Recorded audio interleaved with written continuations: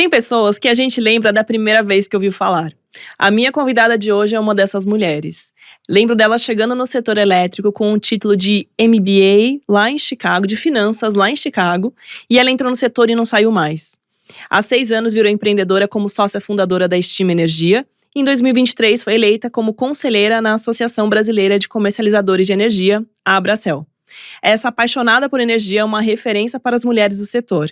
E conversar com ela sempre ser mais prática, aprender sempre e avaliar os riscos antes de tomar uma posição. Comunidade Megawatt recebe hoje Daniela Alcaro.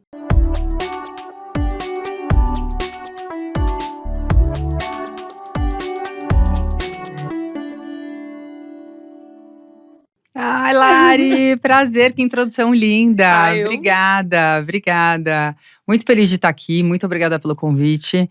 Eu quero dizer também que eu admiro muito a tua trajetória, sucesso Megawatt, estou sempre na torcida, muito feliz aí por todas as conquistas de vocês, muito bom. Obrigada. A gente tem uma experiência de ter trocado participado de uma outra comunidade Megawatt numa outra versão, Sim. Né, ao vivo lá no Instagram. Há 3 anos, quando a gente estava naquele sufoco de home office, tudo que a gente viveu, que a gente ainda está processando tudo que a gente viveu esses últimos anos. E a gente trouxe muito uma bagagem do começo da sua carreira. E Sim. agora eu queria trazer acho que tem uma atualização muito importante aí, que é o seu papel até como uma porta-voz, uma figura mais institucional dentro da Estima Energia e também pro ambiente de comercialização, né, dentro da Abracel. Sim. E a gente tá falando desse último ano. Sim, muito forte. Exato. A Abracel fui eleita esse ano e acho que eu assumi esse papel institucional desde o ano passado, quando a Mitsui comprou uma participação da Estima, né? Hoje a Mitsui, o grupo japonês, tem 36% da companhia. E a partir desse momento, a gente fez uma reorganização interna, né, dentro da Estima, e eu assumi esse papel mais institucional. E acho que a Abracel veio muito nesse caminho, né, dessa posição mais institucional. E é uma posição bem diferente. É uma posição que às vezes assusta um pouco, porque você passa a ser uma referência, tem que estar muito mais antenada ou atualizada em diversos assuntos, que você passa a ser uma referência sobre o setor elétrico. Às vezes não é só sobre a comercialização, é o que está acontecendo, né, na mudança da parte de regras, legislativo, preço, a mudança no setor, renovação das concessões, tudo que para mim era foco, mas não tão direto. Agora acho que eu passo a me sentir mais responsável por estar atualizada em todas essas frentes, né? Não só diretamente. E é um pouco assustador, porque ao mesmo tempo, quando você passa a ser essa referência, você acaba sendo cobrada indiretamente, né? A tua opinião, o que você quer saber, as pessoas querem te seguir. Isso assusta um pouco. É interessante. Esse primeiro passo, acho que de repente é como se você estivesse trabalhando na sua mesa e colocasse uma lanterna e você leva um susto, sabe? Mas é uma outra satisfação. É interessante você poder contribuir também para o conhecimento, para você ler, digerir e tentar ponderar conclusões e poder impactar na mudança do setor também é muito, muito gratificante. Então, feliz com essa fase. É um lugar de exposição. Um lugar de exposição. Em que a gente sai um pouco do fazer para se expor também no que tá pensando. Exato. E no pensar, às vezes você sai da superfície para ficar 10 mil pés, muitas vezes. Para poder olhar o macro, para poder olhar assim, para onde o setor está indo. O que está impactando não só o Brasil, o mundo, mudanças de tecnologia. E não que eu tenha a pretensão de ser um expert em tudo isso, né? Mas você começa a ter uma visão mais macro, entender um pouco mais como essas peças se mexem juntas, né? E qual seria o melhor caminho para o Brasil, para o setor, para a comercialização, né? O seu papel dentro da Estima, você é responsável por qual área? Então, dentro da Estima, eu estou na mesa de trading, mas não tão ativa quanto eu estava antes, né? Mas como o trading em energia, ele é um mercado de balcão ainda, né? O relacionamento, a parte institucional é muito, muito importante. Então, eu não estou no dia a dia de abrir operação, né, com os traders, né, que estão no dia a dia, como outros, como o Jansen e o Davi estão, né, lá na Estima, mas eu estou falando com todas as empresas, na parte nacional, e entendendo como é que está o portfólio e tal, então não deixo de estar atrelada à mesa. Mas também estou na área comercial e institucional, então trazendo para a Estima também quais são os debates regulatórios, né, eu não diria que eu sou do regulatório, mas eu trago alguns temas para a gente se aprofundar mais dentro da companhia também. Até porque eu imagino imagino que agora, já com uma imersão maior na Abracel, você também está exposta a mais temas regulatórios. Total. Eu acho que essa proximidade da Abracel realmente me deu mais velocidade, né? Me deu mais velocidade. Não só porque acaba debatendo muita coisa dentro do conselho, mas porque você acaba forçosamente acompanhando mais temas, como eu disse aqui, né? Então tem sido muito rico essa proximidade da Abracel. E eu fiz a abertura querendo falar sobre falei sobre o seu MBA em Chicago, e você também não se afastou totalmente de lá. Não, tem dois durante vínculos. um tempo, sim. Na verdade, assim, eu nunca me afastei tanto, que eu acho que eu sou muito ativa em tudo que eu faço, né? E como ex-aluna, eu sempre fui muito ativa na comunidade de ex-alunos de Chicago. Durante a pandemia, tudo ficou mais afastado, a gente ficou muito passivo. E aí, Chicago, uma pessoa que faz o relacionamento com ex-alunos de Chicago me contactou para falar um pouco como estava a comunidade aqui. Eu até me surpreendi, porque eu falei, poxa, eu me formei há tanto tempo, deve ter gente mais jovem que está mais ativo, porque logo que você sai da universidade, você sai ainda, né, você sai com a camiseta, né? Eu quero falar um pouco depois dessa experiência, com mais detalhes. Falar, que é muito rico, assim. E aí eu falei, olha, ela falou, não, mas normal, tá tudo muito mais calmo e tal, mas eu queria falar com você. Eu falei, tá bom. Ela falou, você trabalha com energia, né? Eu falei, trabalho. Poxa, ele falou, você topa falar com o Michael Greenstone? Eu falei, quem é Michael Greenstone? Não conhecia dentro da universidade.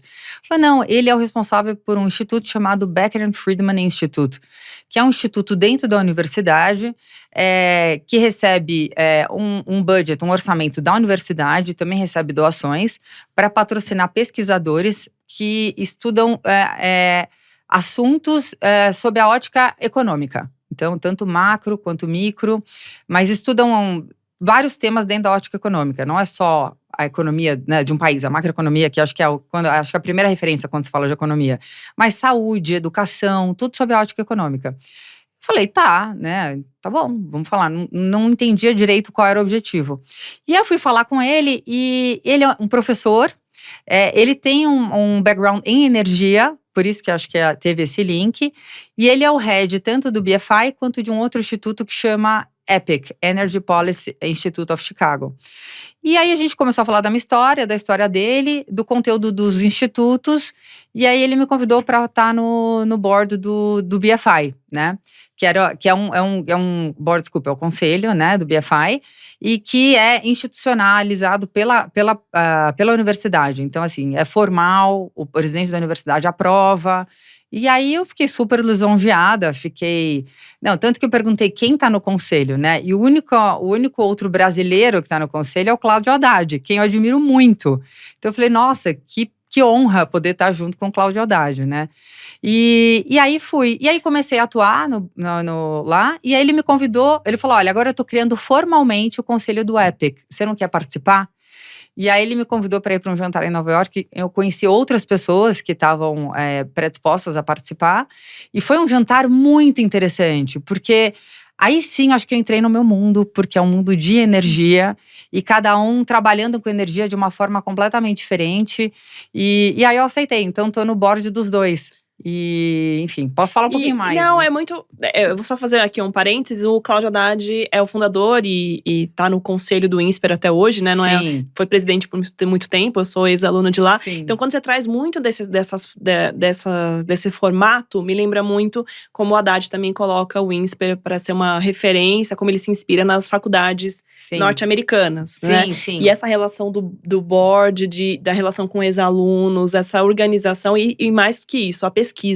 Sim. Que é o que você citou, né? Então, trazer a academia também para olhar a pesquisa, produzir materiais e estudos. Então, o que é legal desse instituto? Exatamente, eles investem em pesquisadores, né? São vários cientistas dentro da sua área, né?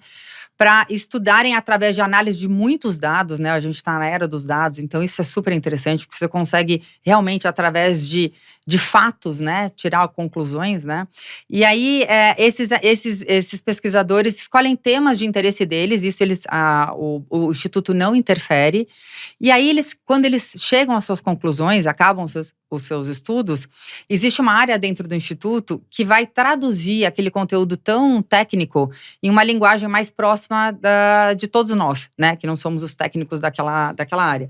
E aí eles traduzem, fazem um texto e vão para a mídia, para divulgar esses trabalhos, o que é muito legal, porque imagina quantos trabalhos não ficam dentro da academia e não são utilizados como poderiam.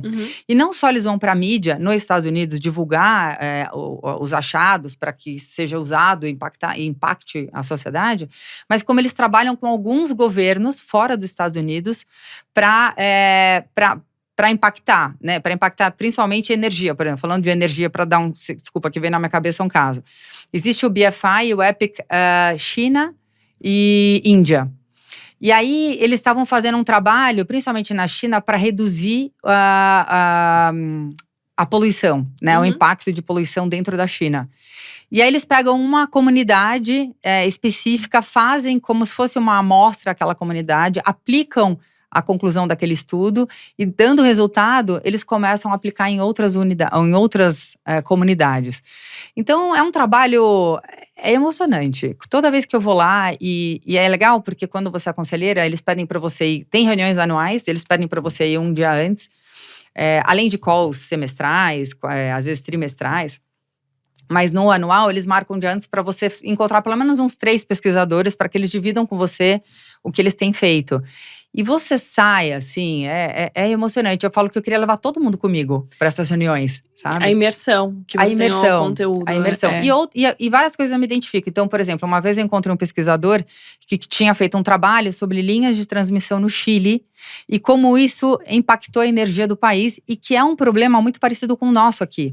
Porque no Chile, a grande incidência, eles têm muita geração solar e a grande incidência é no Atacama, né, que fica mais ao norte, e o consumo está mais ao sul. Então, obviamente, a gente que entende um pouco, quanto mais linhas de transmissão, quanto mais conexão você tem entre esses dois mercados, menor é o preço do Sudeste. Porque o que acontecia antes? Sudeste do Sul no caso lá, né? Você tinha uma energia muito barata, onde tinha bastante geração, só que não tanta carga para aquela geração, e uma energia muito cara, onde você tinha muita demanda com pouca geração, que é o problema que a gente enfrenta aqui Nordeste e Sudeste. Agora, com a geração eólica no Nordeste mais acentuada, você tem que exportar para o Sudeste. Exato. E isso você só consegue ampliando o número de linhas de transmissão.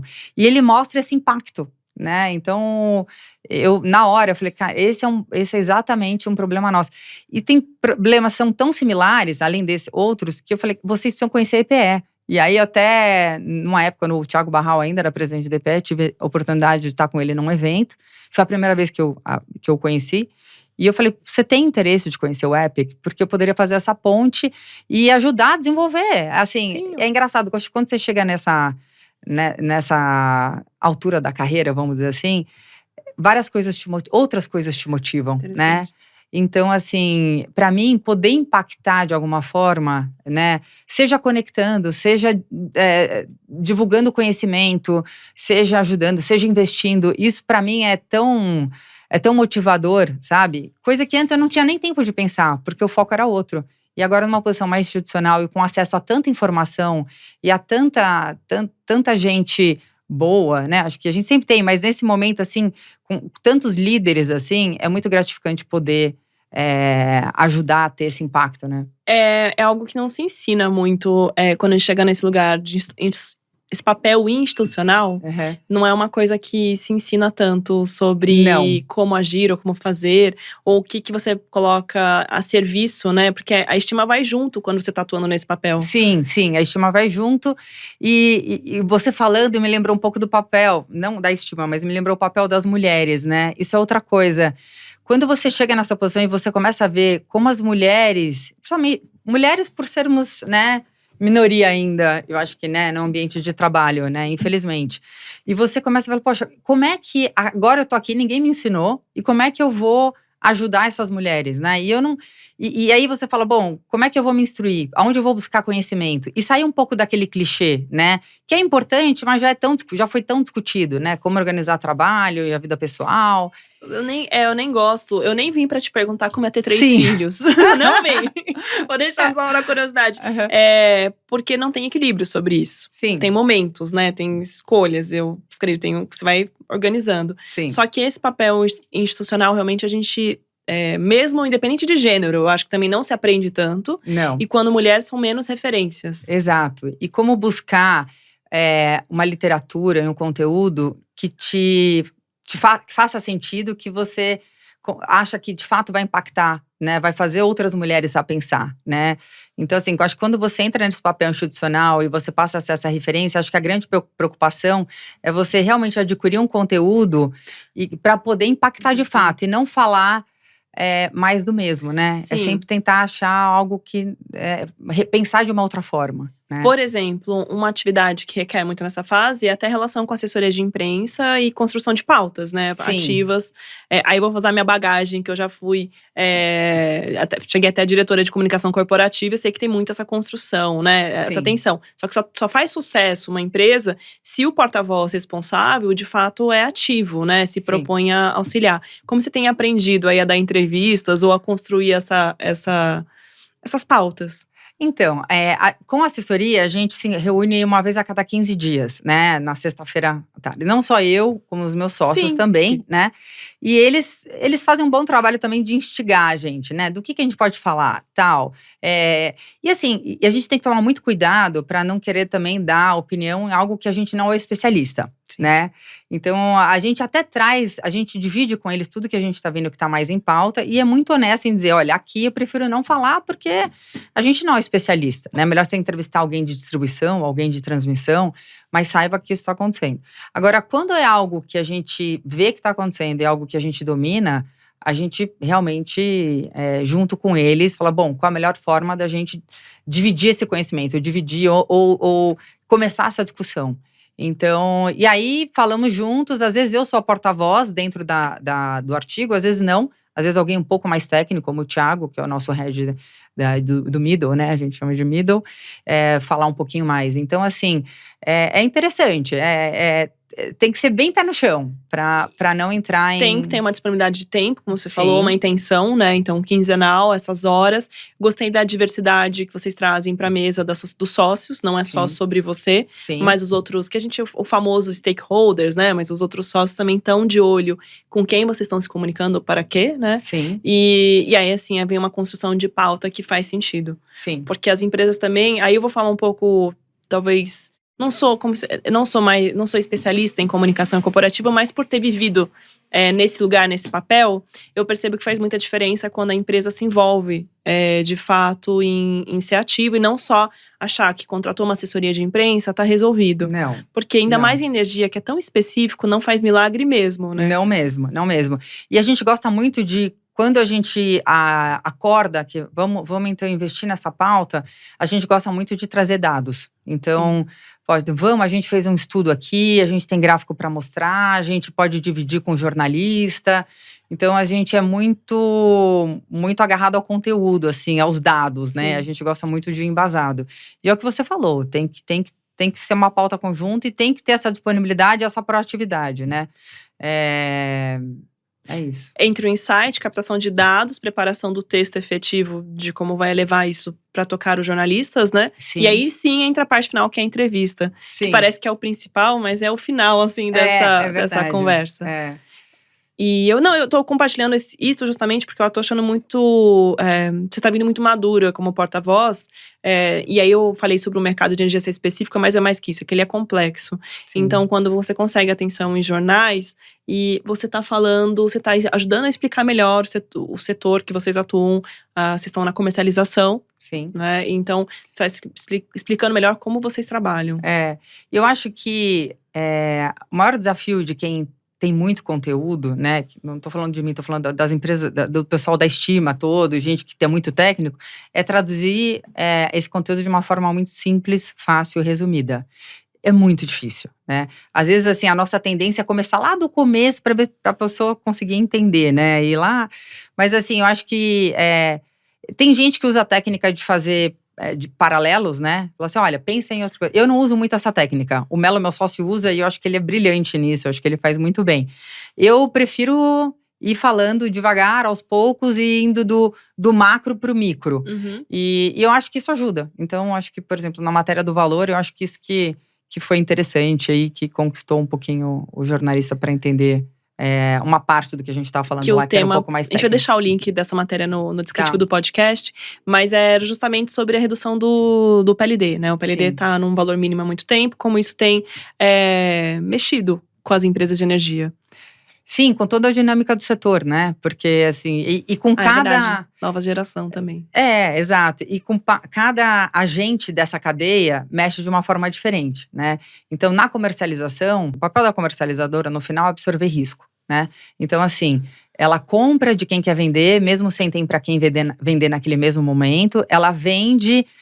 às vezes sem ter, porque ela vai comprar logo em seguida. Então, assim, ela absorve risco, ela fica exposta nesse descasamento. Só que isso, ela só absorve risco e ela só tem essa demanda, o mercado só demanda a absorção de risco quando há incerteza. Só que não tem incerteza, né? Hoje, o mercado está dado, o PLD está no mínimo, não tem ideia de quando ele vai sair do mínimo, né? Dado as condições. Talvez no início do ano que vem ou no meio do ano que vem, quer dizer, se você olhar o mercado, nem no ano que vem, né, o mercado já precifica o ano todo de 24 no piso. Então, aí a demanda pelo comercializador, ela reduz muito. Então, hoje, o que a gente sente, as mesas de comercialização muito menos ativas do que no momento que você tem mais incerteza, né? Então, o PLD nesse nível impacta a comercialização dessa forma, né? Por outro lado, como historicamente os preços estão muito baixos, a demanda por contratos mais longos para que o comprador fixe, né, o seu custo de energia nesses patamares tem crescido. Então, essa demanda de longo prazo tem crescido. O que vai contra o desejo do gerador. O gerador quer vender longo prazo, mas não nesses níveis. Então, assim, a geração, ela está sofrendo um pouco com esse nível de preço. Porque… Ok, quem está descontratado fica feliz que querem contratar a longo prazo, mas nesses preços, por outro lado, ela está numa bifurcação, né? Porque ela não sabe se os preços podem cair ainda mais, porque quanto maior a permanência do PLD nesse nível, maior a chance dos contratos futuros cederem. Eles cederam muito rápido, o mercado tenta antecipar muito o movimento, às vezes podem ceder mais, né? Dependendo do que… das condições, né? Do tanto, o quanto essa condição vai perdurar. A distribuição, ela está ficando muito sobrecontratada. Assim, o que está acontecendo? A distribuição está sofrendo, acho que, com o impacto do PLD, mas com outros impactos ainda mais. Por exemplo, o GD, né? A GD, ela está… A geração distribuída. A geração distribuída. Ela, que são a geração local, né? Vamos dizer, tanto no telhado, né? Que é difícil falar, porque geração distribuída não é só energia solar. Mas em larga escala é a geração solar que as pessoas estão instalando. Eu não saberia dizer o percentual, mas em larga escala eu diria que é a geração solar. E tem a geração local, quer dizer, dentro da mesma área de concessão, daquelas usinas compartilhadas, né? Então, no momento em que cresce esse tipo de geração, você reduz a demanda da carga da geração centralizada. E as distribuidoras que compraram contratos da geração centralizada para atender essa demanda estão ficando super contratadas. E aí, com o PLD nesse nível, também não ajuda, né? E essa sobrecontratação, elas acabam sendo penalizadas. Então, uma situação que, assim… não tá muito… As coisas estão um pouco desencaixadas. Eu colocaria um quinto elemento, que é a abertura do mercado para alta tensão, que também, no momento que o PLD tá baixo, né, também favorece a migração. A migração, né? A porcentagem, os sim. valores, favorece. Só que, assim, são elementos que eles não são necessariamente… Eles não aconteceriam no mesmo tempo. Sim. Mas uma causalidade está fazendo eles acontecerem juntos, Exatamente. né? A geração distribuída não foi combinada com a abertura do Mercado Livre para alta tensão. Então, cada um tá vindo da sua parte e tá se somando. Sim. E aí é muito fruto dessa matéria que você participou Sim, e são vetores que estão indo… na mesma direção. Forçando o preço para baixo. Forçando o preço para baixo. Então, a gente se pergunta, quando sairemos dessa situação de preço baixo, né? Claro que a gente sabe que a nossa matriz ainda é muito dependente da geração hidráulica. Então, assim, se a gente passar, se o mercado, se o Brasil passar por uma situação de seca, estiagem, vamos nos dizer. reservatórios, nos né? reservatórios, exato. Quer dizer, é um período úmido do ano que vem, que é quando a gente recupera os reservatórios, que estão bem cheios, by the way, né? Mas, assim, um período úmido ruim acaba impactando, né? É uma bola de neve. Isso pode impactar. Não necessariamente você vai sair do piso no período úmido, mas isso atrapalha a permanência desse preço tão baixo, né? Então, enfim, vamos ver para que lado vai. Mas hoje a perspectiva ainda é de ficar com preços muito baixos, né? O que é uma característica, eu vou voltar um pouco para a estima, vocês também trabalham muito com contratos de longo prazo. Sim, trabalhamos Então, bastante com contrato de longo prazo, curto prazo. Na verdade, a gente, antes da Mitsui, antes da entrada desse nosso sócio, a gente atuava muito na parte mais curta da curva, que era produtos dentro do ano e do ano seguinte. E com a entrada da Mitsui, a gente começou a focar em produtos mais longos. Isso é uma consequência do crédito, né? Então, na verdade, quando a Mitsui entrou, nosso crédito, obviamente, mudou, né? As pessoas, os agentes começaram a ver a estima como parte de um grande grupo e nos deram a possibilidade de negociar contratos mais longos com essas contrapartes. Então, hoje, a gente tem contratos até 2034. Então, e foi muito interessante. A gente cresceu bastante. Realmente, a entrada da Mitsui fez diferença na nossa atuação, no nosso resultado e na nossa atuação. Como é o processo de negociação ou de venda quando você está num contrato mais longo, assim, com outras, imagino com muitas empresas também? O que exige de você?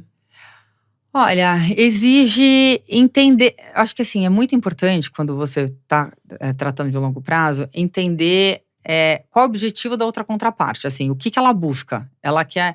Porque ela pode se frustrar, ela pode falar: bom, vou entrar aqui porque eu acho que é um bom momento, estou travando uma energia por 7 anos. Aí o mercado pode continuar caindo.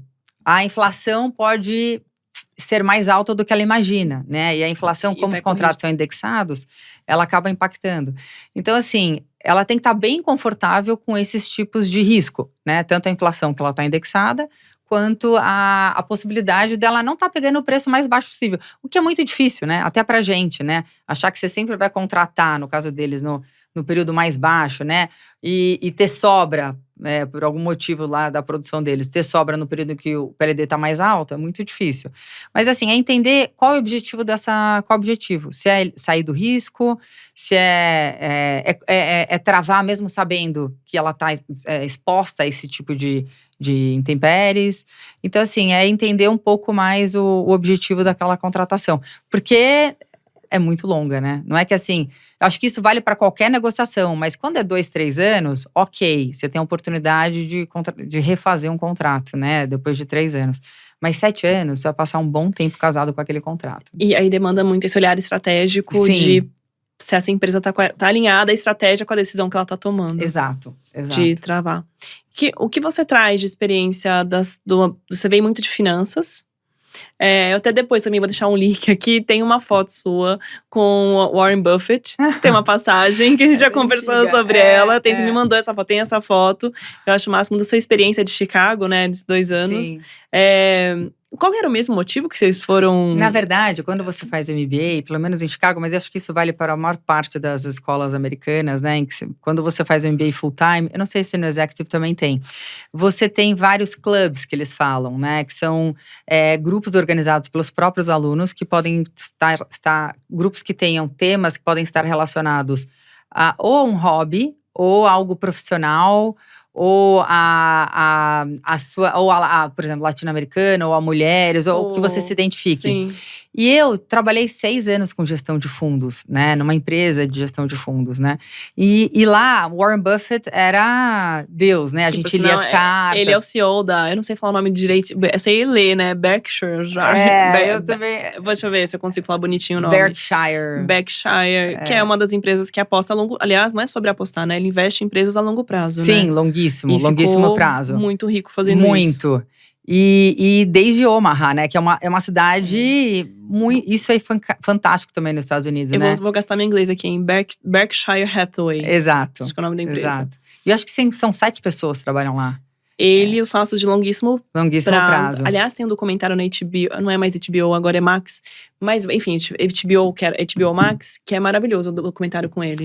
Vou dar uma olhada. Warren Buffett. Porque foi sempre uma pessoa que eu admirei muito. E aí, por isso que eu quis entrar nesse clube. Porque aí, assim, a gente era um clube de era um clube sobre o Warren Buffett. Era sobre ele. Sobre ele. Eu não sabia desse era um Buffett Group. Era o Buffett Group. Que fofo. E a gente falava sobre ele, discutia, lia as cartas e tal. E uma vez no ano tinha um encontro com ele em Omaha. E aí, esse grupo, quem era do grupo ia. E eu fui, eram poucas mulheres, como sempre, né? E o mais legal é que depois de encontrar com ele falou, não, vamos almoçar. Ele levou a gente pra almoçar num restaurante que ele gosta Com muito lá. Coca-Cola. Com Coca-Cola. E ele deu carona pras mulheres, porque eram poucas. Então eu tenho uma outra foto que eu acho que eu não te mandei, em que eu tô atrás e ele tá dirigindo. Tipo, eu pegando uma carona com ele. Então, assim, muito surreal, história é né? muito boa. É muito legal. Mas sabe que por causa do comentário eu entrei em contato com o lado dele que ele tem uma visão sobre o machismo. Ah, é? Ele compartilha sobre ele entender um pouco a diferença e ele olhar como era importante também contratar mulheres. Me surpreendeu isso, a maneira como ele fala, até o relacionamento dele com a primeira esposa, como ela foi importante, no sentido da carreira também dele. Sim. Achei interessante. Que bom, né? Que bom, porque ele já tem quantos anos? Ele veio de uma geração. Vou consultar aqui o nosso oráculo chamado internet. Muito bom que ele se atualiza. Ele… Vamos ver quantos anos… Mas ele já… Mas eu achei interessante também da… Uns 80, eu acho. Quê? 92. 92, eu acho ele que tá de 80 30, alto. Ele faz 93 agora, 30 de agosto. Você vê? Maravilhoso.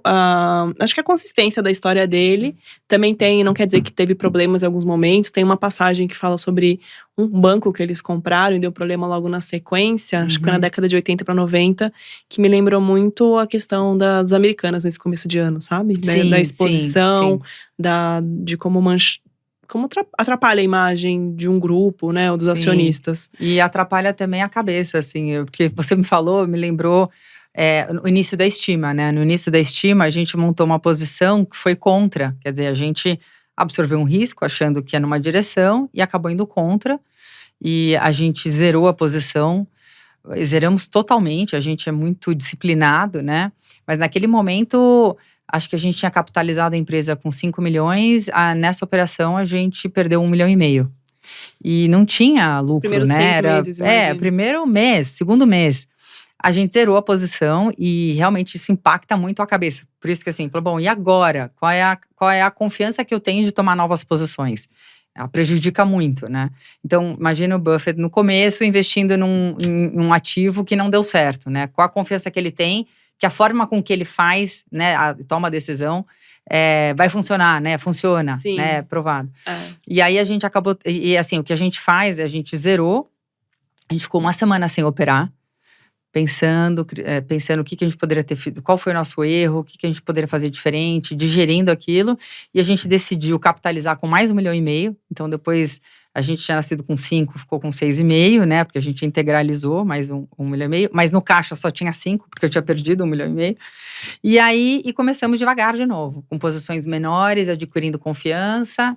E aí, deu tudo certo. Que foi um momento, acho que importante também de vocês, nessa sociedade, vocês três também, olharem para…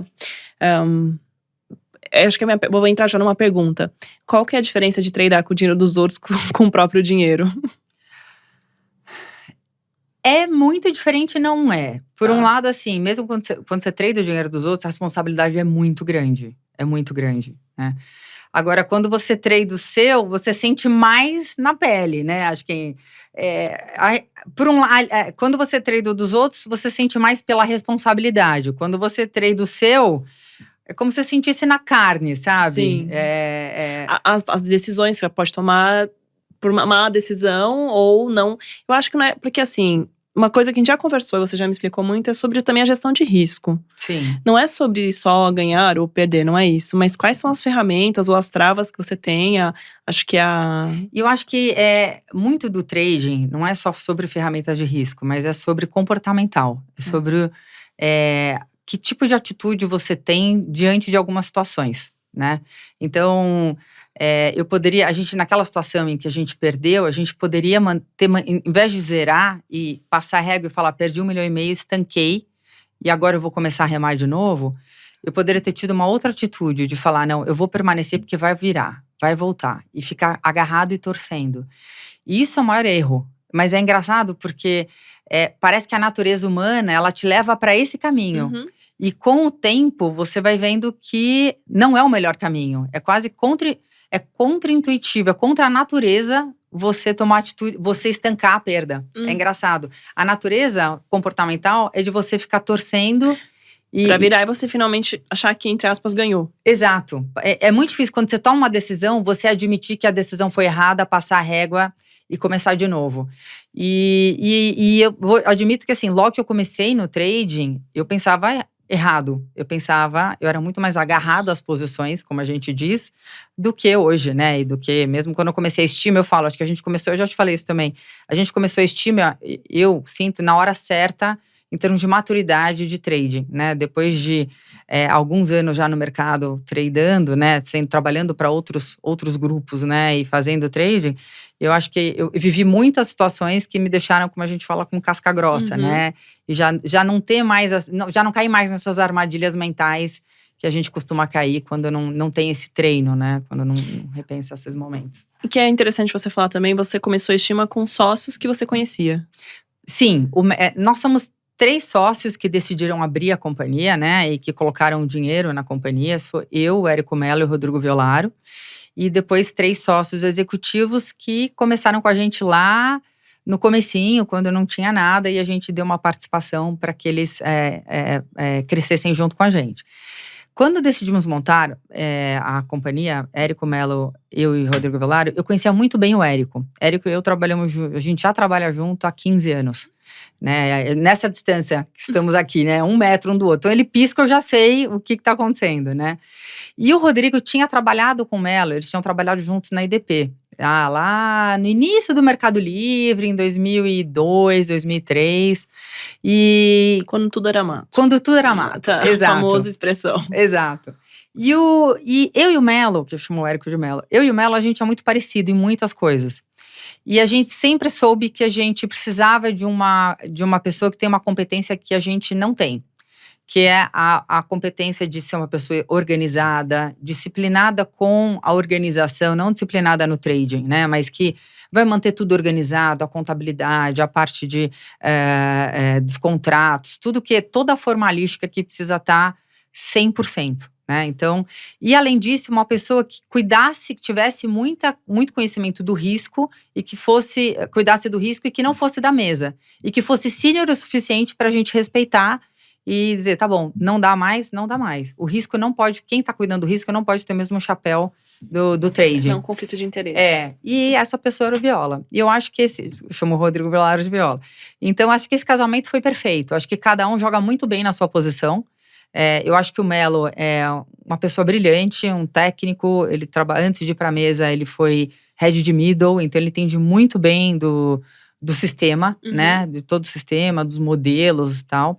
Eu vim de finanças, né? Já conhecia muito da parte de trading.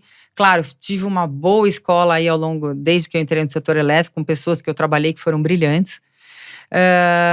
E tenho a parte comercial institucional muito forte. Que eu acho que eu trago para o grupo, e o Rodrigo Violaro, que é uma pessoa que traz muito conhecimento técnico de risco. Que a gente também já falou sobre isso, o quanto vocês investem também na... É que agora com o PLD mais baixo tá difícil testar esse retorno dos modelos, né? Sim. Mas vocês estão sempre de olho em rodadas, Sim, a gente roda, faz muitos cenários, como você falou, aqui hoje você faz análise de sensibilidades e o resultado é sempre o mesmo, né? É um pouco até triste. Que saiu um estudo a semana passada até sobre isso, acho que foi da Decide até, mas falando que tende a se manter também. Tende a se manter, não tem nada hoje que mude, né? Hoje, até antes de vir para cá, a gente estava discutindo um pouco a posição e assim, para você ter uma ideia, o que a gente discutiu mais foi a parte regulatória. Quer dizer, acho que a grande dúvida hoje é o que vai ser do PLD mínimo ano que vem, né? Vai continuar esse mesmo cálculo, vai continuar essa mesma referência, que é a TEL de Itaipu, né? E o cálculo da TEL de Itaipu vai continuar o mesmo? A princípio, eu acho que sim. Se vai continuar a TEL de Itaipu ou não, eu não sei. Eu acho que sim também. Mas até quando, né? Porque se colocou uma luz no final do ano sobre vários erros que a gente… no cálculo, né? Várias dúvidas que se tem dentro desse cálculo, né? Eu acho que até o momento tá fazendo a gente se perguntar, TEL de Itaipu nunca foi. Porque eu fui até resgatar aqui, dar uma gugada nas coisas. Ainda não é chat GPT, mas tarifas de energia de otimização, né? Até o conceito. Isso. Mas isso nunca foi um tema importante. A gente nunca falou tanto dele como esse ano, né? Não, porque a gente nunca… Faz muito tempo que a gente não ficava no piso, né, Lari? Pra se questionar se o valor mínimo do PLD, ele condiz com a operação de fato. Acho que tem uma relação. Também isso. Apesar que eu vou falar o meu entendimento, tá? Eu não sou modeleira e tal, mas a TEL de Itaipu, ela existe pelo seguinte. A TEL de Itaipu, desculpa, a TEL, né? A tarifa de otimização. Tanto a de Itaipu quanto a das outras hidráulicas, né? Acontece o seguinte, as geradoras, elas não são independentes para despacharem, de gerarem a hora que elas querem. Elas têm que obedecer o despacho do ONS, né? E aí, elas têm, independente da geração delas, né? Que é quando elas são despachadas, elas geram. Independente dessa geração, elas têm uma garantia física, que é um volume baseado na capacidade de geração delas e vamos dizer assim, na sazonalização da geração delas, né? Não é isso, mas é quase isso, uma média. É uma média, não é bem uma média. Tem a ver com a capacidade e a capacidade da usina e a geração. Porque você pega, por exemplo, a garantia física de uma usina no norte, que gera muito numa época do ano e nada em outra, é muito diferente de uma usina do sudeste, tá? Que tem capacidade de gerar, em geral, o ano todo. Claro que quando está com o reservatório mais cheio, na época de úmido, período úmido, gera mais, né? Mas, enfim, a garantia física. Não é média porque é uma distribuição, né? Então não é cortar. Não é uma média porque não é metade de uma produção, não é tão direto assim. Não é mas tão direto. Mas é um estudo, e aí você fala o quanto ela. É uma área que ela produz, Isso. Na verdade, né? E aí o que acontece é o seguinte: acho que o que pensou-se foi o seguinte. E se o ONS pede para ela gerar mais do que a garantia física dela, né? Vamos imaginar que ela gere mais do que a garantia física dela. Ela vai ser remunerada por isso? Porque até então, pelo volume da garantia física, ela está sendo remunerada. Porque ela tem esse volume para poder vender contratos, né? Então, ela pode buscar remuneração nessa quantidade, nesse volume. Mas e se ela gera mais? Se ela gera mais, ela vai receber um valor só que para remunerar esse custo variável que ela teve. Então, é algo baixo mesmo. Ninguém está buscando um PLD mínimo ali, que a TEL, no caso, é a referência, para remunerar a usina, o empreendimento. Só para remunerar essa geração a maior. O prêmio. O prêmio de ter feito. Exato. Só que… Bom, aí a gente tá falando… Eu gostei da sua… Você é muito boa de colocar umas analogias. Você acha? Eu tô sua terceira aqui que eu anotei. Espero que eu tenha explicado bem e os técnicos que me desculpem se eu perdi. Podem comentar, dê uma sugestão. Adoro que todo mundo comenta também. Exato. Mas a gente estava discutindo o PLD mínimo, né? Mas o que eu queria só trazer mais um ponto aqui é que como o PLD tá muito baixo e tá tendo muita sobra de energia, acho que eu diria, vou pôr até um pouco o nome aos bois, né? Como no caso, principalmente da Eletrobras, né? A Eletrobras, ela foi descotizada, né? Depois da capitalização, e ela não teve nem a chance de vender essa energia antes, né? Quando estava mais alta, ela estava cotizada. Com a capitalização, no momento de um PLD baixo, ela ficou com muita sobra de energia para ser vendida e sem muita demanda. E ao mesmo tempo com uma dificuldade de tomar uma decisão de vender de fixar aqueles contratos nesse nível de preço, né, no longo prazo. Então, assim, quem está com sobra e está tendo que liquidar essa energia a esse preço, fica bastante incomodado de estar com preço muito baixo, né? E aí eu acho que fomenta mais essa discussão, poxa, mas o PLD deveria ser isso mesmo ou não? Qual a lógica do PLD? O PLD mínimo, né? Desculpa, deveria ser esse mesmo ou não? Isso não me remunera? Realmente, não remunera porque não é para remunerar, né? A remuneração tem que vir da venda da garantia física, né? Mas aí também, você começa a pôr mais lenha na fogueira e falar, peraí, mas o PLD, que no final acaba referenciando o preço da energia, né? A gente está no PLD mínimo. Será que isso realmente é o preço da energia? Será que a geração é essa mesmo? Aí a conversa… Aí começa, né? Poxa, por que tem coisas que estão em encargos, são cobradas via encargos, não deveriam estar dentro do PLD? E aí, poxa, esse PLD não deveria ser uma outra referência? E aí você começa a ampliar, a gente brinca que nem uma cebola, né? Você começa a entrar uma camada, outra camada, e isso vai ampliando de tal forma que aí você começa aí fala, bom, peraí, mas e o modelo? Será que o modelo não está errado? Ou é um modelo hidrotérmico e está deslocando muito a geração hidráulica e em detrimento da geração intermitente? E será que a gente não deveria rever todo esse modelo? Aí a discussão começa a ampliar. Aí fica uma loucura, porque aí a gente pode ir pro modelo hidrotérmico, que é o começo também. Eu fui modeleira no passado, mas faz tempo já. Mas eu era modeleira numa época que não tinha esse nome. E 2, não tinha tanta energia solar disponível na matriz. Então, de fato, era muito mais hídrica, era muito mais representativa. Nem eólica, né? Nem eólica, era só Proinfa que Sim, tinha quando eu modelei. Então, era um modelo que respondia aquela disponibilidade muito de hídrica e térmica, de fato. Hoje é muito mais complexo as fontes disponíveis. E o modelo continua o mesmo, né? E a geração hidráulica sempre deslocada em detrimento das gerações renováveis. E fazendo muito a função de bateria, né? Acho que tem muitos artigos que falam sobre isso e tal. É super interessante. E aí você se questiona, ele tá agora sendo despachado por último, né? Tá sendo com bateria, porque a bateria por quê? Você tem os reservatórios, eles ficam lá e você serve com bateria, você despacha quando você pode. Mas assim, a usina tá sendo remunerada por isso. Ela pode funcionar como bateria, porque teve um evento em que o Wilson falou, olha, teve uma usina nossa na Eletrobras que foi despachada 8 vezes num dia. E liga, desliga, liga, desliga. Poxa, a turbina que era para durar, sei lá, 20 anos, vai durar 10. A turbina não é feita para isso. Então, como é que… Assim, tem muitas vozes aí, né diante dessa nova realidade do sistema. E qual a melhor forma de organizar, né, esses despachos. A gente não combinou de chegar aqui nessa conversa, mas quando a gente para aqui nesse debate, até… não tem um lugar, um caminho que a gente vai sair dele, né? Mas reflexões. Em que a gente vê até que o Brasil está um ponto à frente, por ser uma matriz já renovável, já está um ponto à frente da complexidade de lidar com diversas fontes renováveis, né? Total. Diferente de como está hoje a Europa e Estados Unidos, completamente tendo diferente. que fazer o caminho, eles estão só tendo que resolver, né? Uma matriz muito… poluente, né? É mais chique, né? Mais bonito. Muito com base em combustíveis também, petróleo, né? E a gente aqui já tá um ponto à frente, que a gente também demora um pouco a reconhecer, e aí tem toda essa complexidade de modelo também. Exato, porque são fontes limpas, mais uma coisa que eu queria agregar, que são fontes limpas, mas também você não pode gerar na hora que você quer, nem sempre elas vão estar disponíveis quando você precisa, né? Então assim, é muito legal, a gente tá à frente e tal, mas o quanto a gente ainda não precisa um pouco de térmica para complementar, né? Ou a hidráulica como bateria, é possível ela trabalhar como bateria? Então assim, e as linhas de transmissão? Porque a transmissão também agora tá um super enfoque, por quê? Porque essas energias estão pesando, esse tipo de fonte de energia está pesando bastante, elas estão todas, a maioria, né, no Nordeste. E a grande demanda ainda continua no Sudeste. Então, como é que você escoa, né? Então, tanto que estão tendo muito mais leilões de transmissão do que se tinha no passado, né? Sim. Isso tá sempre… 2 pontos que eu comento aqui, que tanto o Theo de Itaipu, eu já vi muito Camila, Maia e Natália Bezutti comentando no Minuto Mega, como os leilões também estão sempre… De transmissão.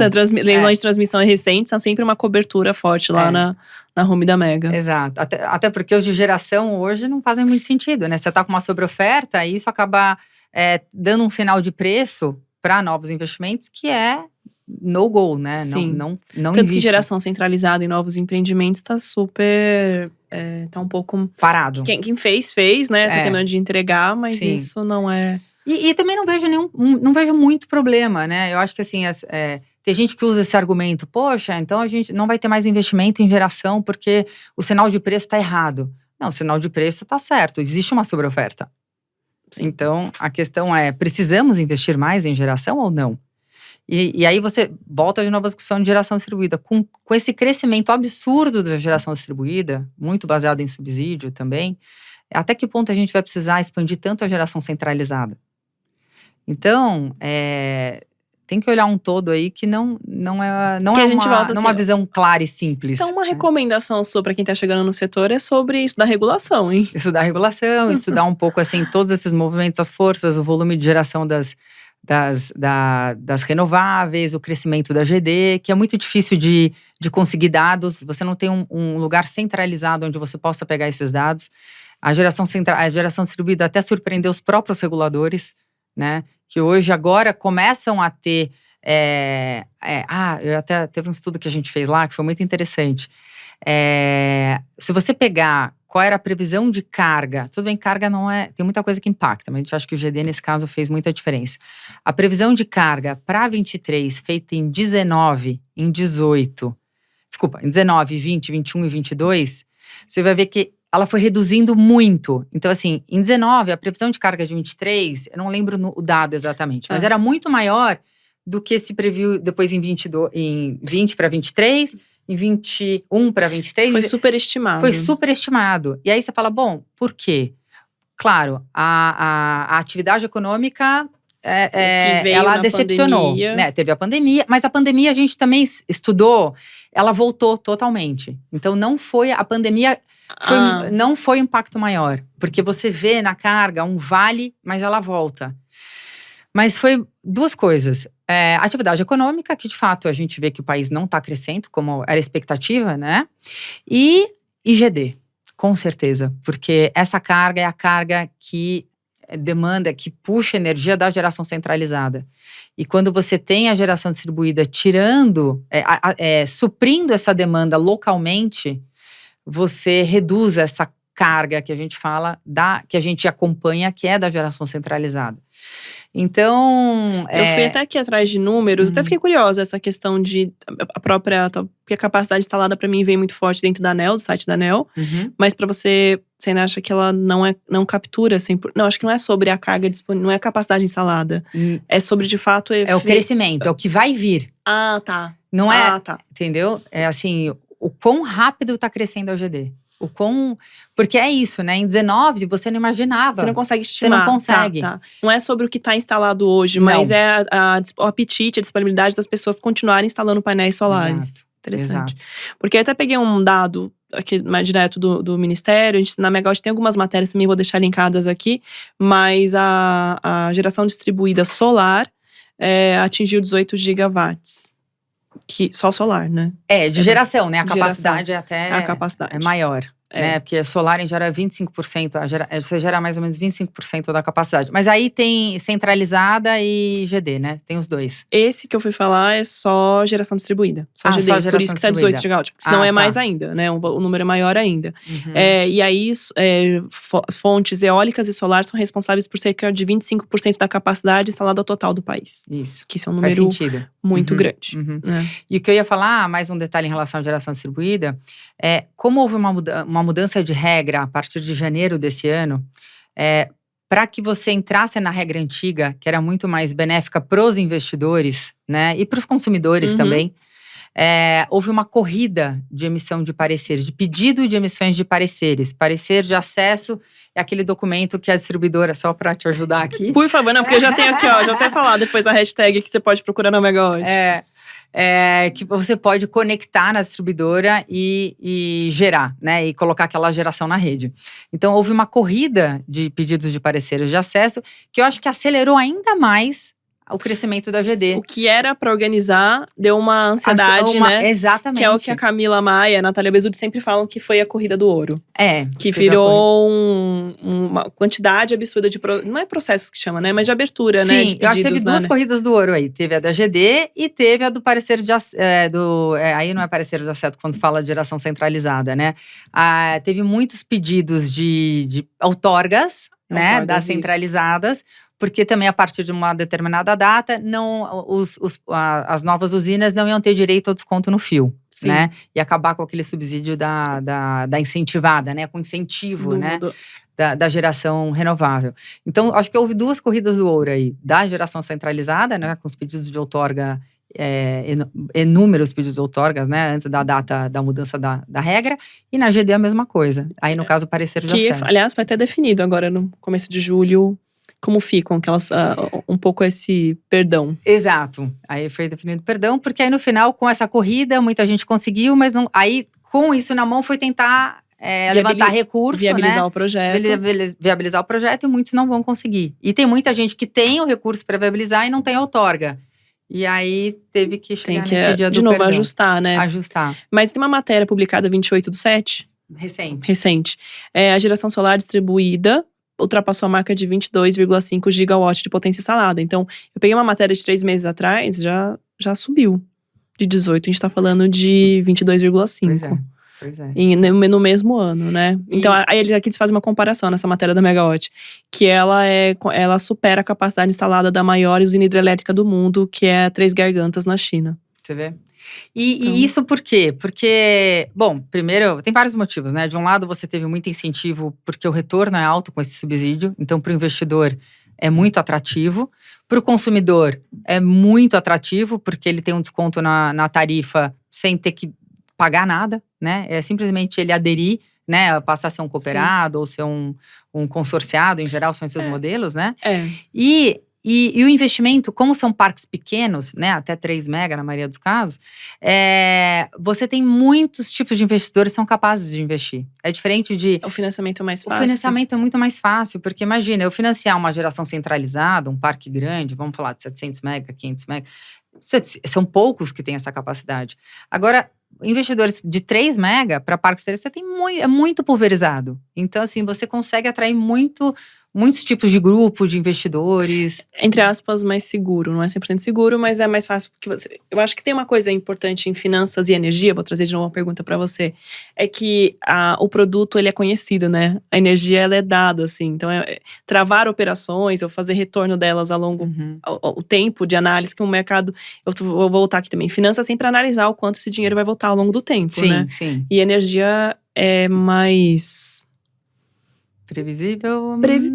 Não. Não. Eu fui falar isso, mas não é. Mas a energia, uma coisa é dada. Você vai precisar de energia, sempre. Sim. E aí os investimentos… Mas as variáveis, o preço, são super importantes, né? Então, eu entrei aqui num olhar mais de project finance, né? De pensar em viabilidade dos projetos. A grande dúvida hoje, você fala, bom, então… acho que a grande dúvida, vamos colocar dessa forma, quando você faz uma análise de GD, é saber… por quanto tempo ela vai ser atrativa. E qual é qual é a outra opção? Você sempre olha o produto substituto, né? A outra opção que poderia concorrer com GD seria a abertura de mercado, a energia… Esse consumidor de GD hoje, que em geral é o da baixa tensão, não é o da alta, porque o da alta está migrando, né? A partir do ano que vem.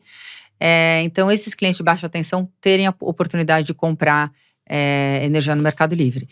Não é óbvia essa resposta, que não necessariamente quando abrir o mercado, GD deixa de ser atrativo, principalmente a GD1, que é essa que é da regra em que você tem… Até o ano passado. Até o ano passado, né? Que você tem 100% de desconto no fio para parcela de geração que você tem direito, né? Como um consorciado ou um cooperado.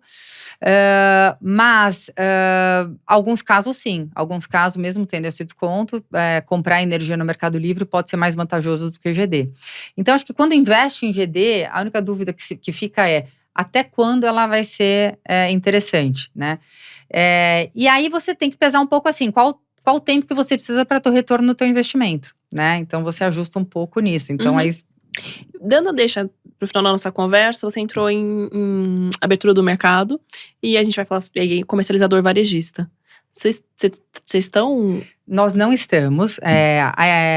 Vocês abriram algum comercializador varejista, né? Um agente? Não abrimos. Na verdade, a Estima, ela nasceu… Acho que a nossa cabeça, o nosso DNA é muito do atacado. É o que a gente fala lá dentro, né? O varejo é um outro perfil, é muito mais granular. Quer dizer, eu acho que sai na frente alguns outros tipos de empresa, né? Ou que já tem o perfil de serviço, que já prestam serviço de gestão, né? Como muitas comercializadoras fazem isso muito bem. Então, elas saem na frente. E outro perfil que eu acho que sai na frente é que tem marca conhecida. Quando você vai para o varejo, importa muito a presença da marca. Então, assim, hoje a gente vê Claro, a gente vê… Vivo, empresa de telefonia indo para o varejo. A gente vê as distribuidoras muito forte no varejo. Varejo de energia, desculpa.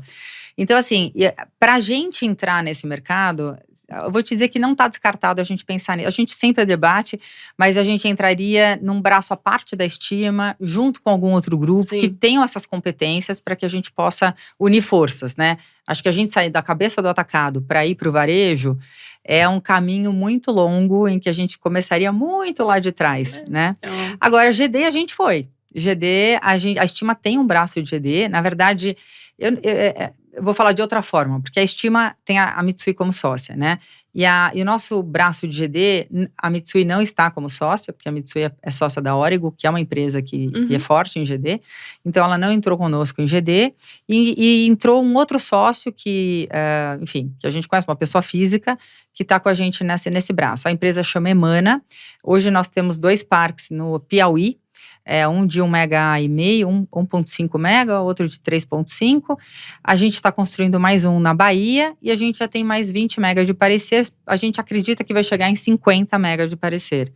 E a gente está crescendo principalmente no Nordeste, né? Então, depois da Bahia, talvez a gente comece um outro na Bahia, aí Rio Grande do Norte, mais Você tem Piauí. interessante trazer a Emana, que é legal apresentá-la também, o contexto dela, como ela está formada. E eu recebi uma outra de uma pergunta no Instagram. Eu tenho terras na Bahia, ainda é viável? Eu tô achando… Então, é que assim, hoje, se ele tem terra na Bahia e ele vai passar por um processo de pedir um parecer e tal, ele já vai entrar na nova regra. Exatamente. Como tem muito parque ainda a ser construído dentro da regra anterior, ele acaba competindo e não ficando tão… no retorno. não tendo tanta vantagem. E o preço da energia ainda também, com todas as outras variáveis, ainda tá mais baixo, né? O preço da energia. Mas aí você vai… Isso não impacta tanto, Lari, porque quem tá em GD, os clientes de GD, eles não têm acesso ao Mercado Livre. É verdade. A gente tá falando sobre tarifa. Só sobre tarifa. Sobre Mas o substituto dele vai ser os provedores de energia de GD que estão dentro da regra de GD1. Então ele vai conseguir, por ele ter mais desconto, ele vai conseguir uma energia a um preço mais baixo, oferecer para esse consumidor do que você. A não ser que você consiga oferecer, mas seu retorno vai ser bem menor, né? Eu vou fazer esse corte, vou mandar pra ele. Dessa nossa página. Manda pra ele. Olha, os motivos. Mas acho que você trouxe um ponto importante também em relação a GD1 e GD2, né? Sim, esse contexto. Sim. Então isso faz muita diferença no retorno. E outra motivação, né? Outra atrai de uma forma diferente. Indo pro final da nossa conversa, eu gostei que a gente trouxe outros pontos, né? A gente deu uma atualizada aqui. Foi um pouco para dentro do setor, de fato, né? Saímos um pouco de carreira. Mas que tá contido, assim, acho que nesse seu desenvolvimento. Eu vou falar aqui uma análise minha, que você pode concordar ou não, mas eu acho que todo esse seu desenvolvimento que veio de finanças e esse começo de trading te dá uma clareza para falar a análise, porque você tá vindo agora com mais regulatório, essa nova fase sua. Sim. Mas tá te dando umas analogias muito boas, assim, muito diretas, assim, direto ao ponto. Obrigada, assim. Obrigada. Você não tá dando muitas voltas para falar alguns… o setor de energia é complexo, a gente fica às vezes divagando um pouco para tentar contextualizar, né? Então você tá muito direto ao ponto, isso é muito legal. Ai, que bom, obrigada. A gente sempre fica pisando em ovos para não falar algo errado e também não falar algo tão vago que seja dúbio, então não é fácil. Peço desculpa se por algum motivo eu não falei exatamente, alguém queira me corrigir por algum detalhezinho. Mas complementem, né? Com educação a gente sempre tá com vontade de aprender, tem humildade também, mas eu acho que em grandes palavras, em grandes explicações, eu acho que foi dado o recado de forma correta. E aí, nesses 6 anos que você então passa a ter seus sócios, empreender, aí eu vou falar agora, já vou pegar uma casquinha pra mim, que virei empreendedora também. Você consegue listar os 3 principais aprendizados desse período? Lari, eu acho que assim… eu acho que várias coisas. Bom, primeiro assim, não tenha medo de sempre… repensar aliás, que não tenha medo, acho que faça isso sempre, tá? Eu acho que assim, uma coisa que eu e o Rodrigo Mello a gente fez durante muito tempo é que com a entrada da Mitsui a gente acabou escolhendo um caminho, mas durante muito tempo a gente tinha reuniões semanais para pensar o caminho da empresa, né? E eu acho que isso é muito importante, porque às vezes você tá tão no micro e a gente, quando empreende, a gente tá no dia a dia, a gente tá girando a roda, a gente tá na engrenagem. E isso toma, e às vezes a gente esquece de olhar os 10 mil pés. Então assim, você tem um tempo, você e seus sócios, para olhar e falar assim, Bint, aonde a gente chegou, onde a gente tá, onde a gente está inserido, qual outro caminho a gente pode ir. Então eu lembro que teve uma reunião minha, do Melo e do Viola, em que a gente falou assim, tá bom, a gente está aqui, trading, está consolidado, a gente está forte nesse mercado, o que a gente faz agora? A gente diversifica em trading ou a gente diversifica dentro do setor elétrico? E a gente falou, vamos fazer trading de energia na Colômbia? Vamos. Então a gente começou a falar assim, será que a gente pega o que é em comum, o trading e diversifica ativos, regiões, ou não? A gente diversifica a atividade dentro do setor elétrico do Brasil. E aí a gente debateu muito e a gente achou que fazia sentido diversificar dentro do setor elétrico do Brasil, porque estavam ocorrendo muitas mudanças, a varejista, GD, tudo que a gente está acompanhando, né?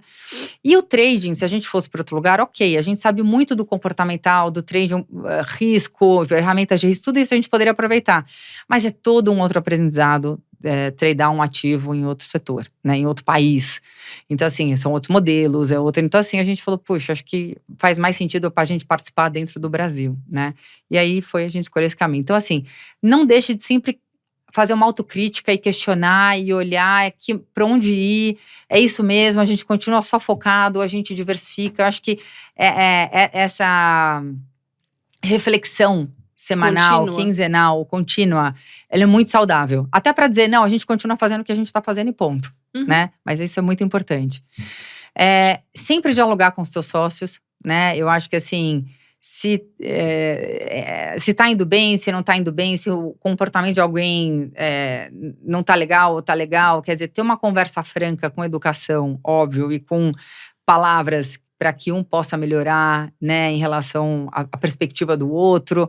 Eu acho que é sempre muito saudável. Eu acho que hoje a gente tem uma sociedade muito sólida, muito saudável, de muita confiança, né? Eu digo principalmente o Melo, que eu tenho uma relação muito longa, que ele é meu irmão. Então, assim, isso é muito bom, né? Até porque a sociedade é um casamento, né? E você passa tanto tempo da tua vida dentro do trabalho, né? Assim, as coisas têm que fluir de uma forma calma, feliz, tem que ser… E a gente muda ao longo do tempo. Então essa conversa recorrente colabora para entender se todo mundo, os valores estão ali compactuados, né? E é engraçado você falou isso, porque eu acho que a gente acaba virando um pouco… É que nem um casamento, né? Eu tô casada há muitos anos e eu sinto que hoje eu sou um pouco Dudu, meu marido, né? Eu sou um pouco do Dudu é um pouco de Dani, né? E eu acho que numa sociedade é a mesma coisa. Eu acho que eu sou um pouco de Melo, o Melo é um pouco de Dani, assim. Viola também, mas eu sinto muito Melo porque a gente trabalha na mesma área dentro da companhia e a gente tá junto há mais tempo, né? Então, assim, eu acho que esse olhar é engraçado. Olhando agora, eu falei, nossa, eu acho que ele virou um pouco Dani, eu virei um pouco Melo, assim, é engraçado. As competências são complementares, São né? complementares, exato. E eu aprendi muito, por isso que eu acho que hoje eu sou um pouco diferente, né? E eu acho que ele também. E como um terceiro, eu acho que assim, nunca deixa o brilho apagar, sabe? Eu acho que às vezes, assim, quando a gente começa a empreender, a curva, ela é super ascendente, né? A gente tá construindo e tá agregando, e vocês curso e tal. E de repente chega num platô, e às vezes o brilho ali, ele fica um pouco, ele se perde. Entra no automático. Não deixa o brilho se perder, sabe? A motivação, ela tem que continuar ali. A energia de construir e de impactar, ela tem que continuar muito acesa. Senão, eu acho que é aí que começa o declínio, eu acho. Então, essa percepção de que a energia do fazer, do empreender, de querer crescer, de querer construir, ela tem que continuar muito acesa. Ela que vai mover… Eu acho que a permanência e a sobrevivência da companhia. Pra equipe e pra fechar negócio também, né? Exato. Eu gostei desses três. Sem combinar previamente. Exato, pensando agora, assim, espero que… E você deixa alguma dica de leitura? Ou você tá sempre lendo? Eu sei que você tá sempre atenta. Olha, Lari, vamos lá. Eu acho que não só leitura. Eu acho que, assim, hoje em dia a gente tem tantas formas de se nutrir de informação, né? Eu sou super consumidora de podcast, de TED. Eu tô sempre… Porque, às vezes é mais fácil, né? Às vezes você tá dirigindo, que é uma coisa tão mecânica, né? O mesmo caminho todo dia para casa. Poxa, põe um TED, põe um podcast. Então, assim… E eu gosto de conhecer várias coisas diferentes. Desculpa, não só energia e tal. Então, assim, acho que um podcast que eu gosto muito chama Rethinking, que é do Adam Grant, que é um psicólogo focado em psicologia de organizações. Ele entrevista as pessoas muito interessantes. Adoro, acho que é um podcast que eu sempre ouço e falo, putz, aprendi alguma coisa aqui. E às vezes eu guardo, ouço novamente. Então, assim, acho que uma recomendação para mim seria o Rethinking. Gosto muito de economia. Tem um podcast que é até de um professor de Chicago, que chama Luiz Zingales. Ele é um italiano, mas já está em Chicago há muitos anos. Chama Capitalizant. E ele fala, você já teve alguma dúvida se capitalismo é a melhor forma, né, de você ter a parte econômica na sociedade? Então, assim, ele traz ponderações muito interessantes. Então, assim, é um pouco denso, às vezes tem que estar um pouco mais focada para ouvir. Acho que é difícil. Mas ele traz contrapontos sobre o que a gente vive no automático. Exato, ele entrevista as pessoas, muito legal. E, assim, o livro que eu tô lendo é que eu cheguei de férias ontem. Então, eu tô lendo um livro que chama Tudo Sobre Amor, da Bell Hooks. Eu ainda tô digerindo um pouco. Eu acho que tem coisas que são interessantes e tem coisas que eu não me identifico tanto. É uma escritora que ela teve uma infância de muito pouco amor. E eu acho que isso permeia muito… Ela fala bastante, mas ela permeia muito o discurso dela ao longo do livro. E eu acho que, às vezes, a visão fica um pouquinho viesada por essa vivência que ela teve, que é muito diferente da minha. Então, tem algumas passagens que eu não me identifico, mas tem outras que eu me identifico bastante. Então, acho que um livro que eu tenho, que eu acho que vale a pena, talvez. Ainda Eu vou não tinha chegar no colocado na final. lista, eu vou colocar, achei interessante. Dá uma olhada, se quiser eu te empresto, que eu tô quase no final, eu te empresto. E você é de Kindle ou de livro de verdade? Eu sou livro de verdade. Olha, você carrega livros impressos. Eu carrego livros impressos. E eu compro muitos livros impressos. Não coisa nem tem, outro dia eu comprei o livro também do Renato Feder, que é sobre educação. Ele é o secretário de Educação agora do governo de São Paulo. Ele foi do Paraná. Ele fez um trabalho excelente no Paraná.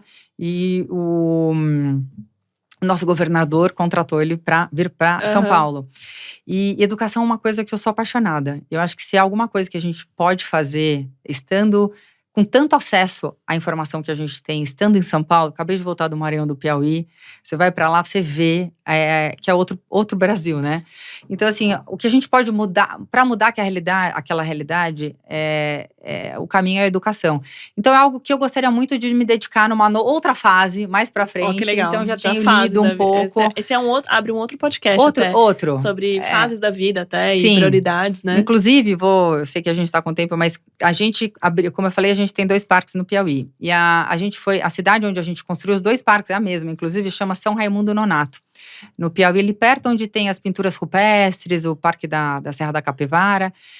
E é um lugar muito, muito abandonado, assim, muito esquecido do ponto de vista social, né?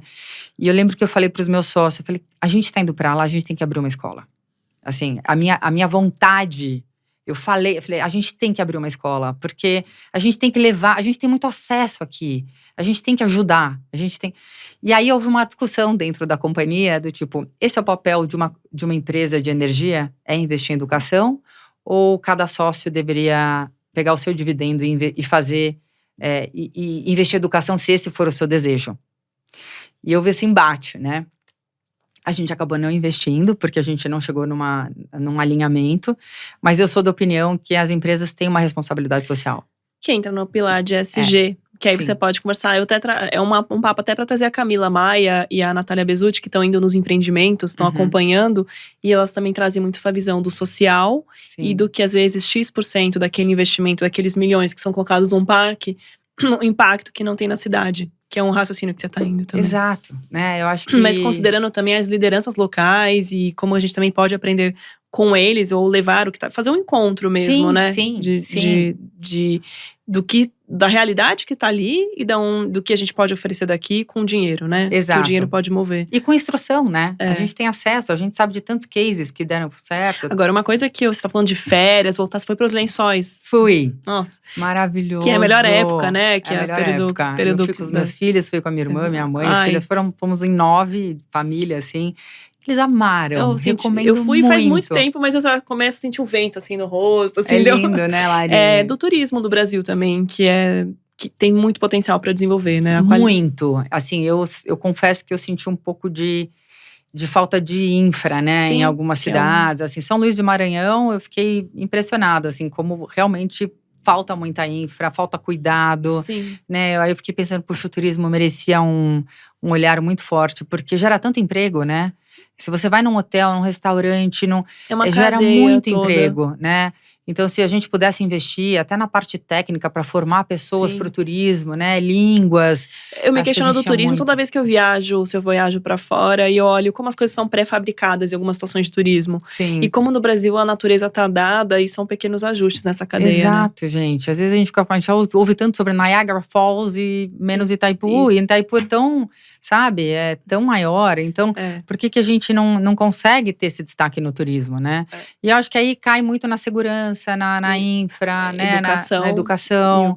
Então, o nosso trabalho ainda é lá de baixo. Mas já fica o convite para um podcast daqui a X anos, porque eu acho que vem coisas daí, vamos falar viu? de educação. vem Adoro. Educação e economia são assuntos que eu gosto bastante. Fora energia, que é o que eu respiro. O dia a dia, exatamente. Né? Mas acho que a gente divide aí, viu? Estamos aí, porque eu também sou uma curiosa por educação, entusiasta também. Bora junto, então. Vamos. Obrigada, Dani. Obrigada, Lari. Um prazer. Obrigada, viu?